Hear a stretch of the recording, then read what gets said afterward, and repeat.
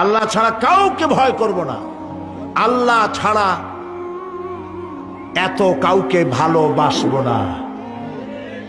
সব থেকে ভালোবাসবো কারে? আল্লাহকে। ভয় করব কারে? আল্লাহ পাককে। আল ঈমানু বাইনাল খাউফি ওয়ার রাদা। ঈমান হচ্ছে দুটি জিনিসের মধ্যে, ঈমান এবং আশা। ঈমান এবং আশা, ভয় এবং আশা। ভয় এবং আশা এই দুইটার মধ্যে হলো ঈমান।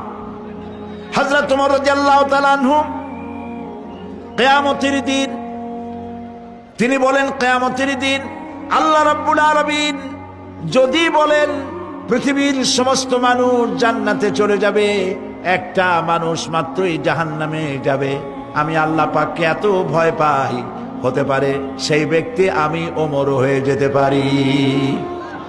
আর যদি কিয়ামতের দিন আল্লাহ রাব্বুল আলামিন বলেন একটি মাত্র মানুষ জান্নাতে যাবে আর সব জাহান্নামে যাবে, আমি আমার আল্লাহকে এত আশা করি, এতই তার উপরে আশা রাখি যে সেই ব্যক্তি আমি ওমর হয়ে যেতে পারি।